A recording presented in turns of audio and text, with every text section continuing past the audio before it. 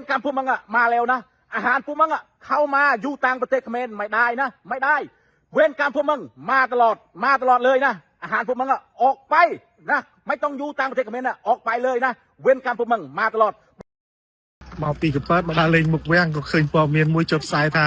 នៅកណ្ដាលទីក្រុងបាងកកហ្នឹងមានរថភ្លើងបុកគ្នាស្លាប់នោះរហូតដល់ទៅ8នាក់ចៅមកប្រទេសគេហ្នឹងក៏ចង្រៃរថភ្លើងដែលមានលើភពលោកដែលលើមានរថភ្លើងណាបុកគ្នាទេមានតែអាប្រទេសឈួតចង្រៃគឺថាអាសៀមនេះវិញតាំងពីវាឆ្លៀនពៀនខ្មែរប្រទេសវាគឺដូចកើតរឿងផ្លែកបងប្អូននេះស្រត់ដីចប់ជុះអីចឹងដែរបងប្អូនបាទផ្លែបងប្អូននេះជាបាបកម្មរបស់វាបងប្អូននេះ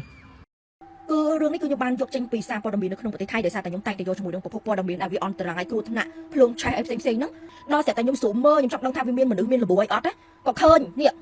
ខ្ញុំឃើញបងប្អូនណាខ្ញុំមើលហើយខ្ញុំបាសរោមវាដូចបាក់ភ្នែកធំចងកំហុងណារបៀបថាដូចនៅកន្លែងហ្នឹងគឺដូចជាមានវិញ្ញាណដែលតាមយកជាមួយនឹងគេហៅថាគ្រោះថ្នាក់ចរាចរណ៍អីចឹងណាយើងមិនដឹងថាថៃហ្នឹងបាត់ប្រកម្មដែលដូនតាយើងដាក់ប្រដាសាវាឬក៏បាច់ណាទេវាបានទៅធ្វើពិធីនៅប្រាសាទខ្នាកាលពីព្រឹកមិញបងប្អូនណាបួងសួងអីចឹងទៅស្រាប់តែថ្ងៃឡើងគូមានហេតុការណ៍នេះគូសាហាវបងប្អូនណារថភ្លើងបុករះទៅតែម្ដងបងប្អូនចូល Telegram ខ្ញុំខូចបុកមនុស្សឡងខ្ទាបពេញផ្លូវតែម្ដងបើសិនជាខ្លាចរូបហ្នឹងណាចាំស្អែកចាំស៊ូមមើលណាព្រោះថាភ្នែកធំខ្លាំងណាបងប្អូនហើយខ្ញុំមិនដឹងថាបងប្អូនឃើញឬក៏អត់ទេតែខ្ញុំឃើញនឹងចំោះវែងមកស្រួចហើយមានធ្មេញមកក្រាស់ពីមុខភ្នែកលៀនក្បាលតងោហាក់បីដូចជាប្រែតបន្តិចឬក៏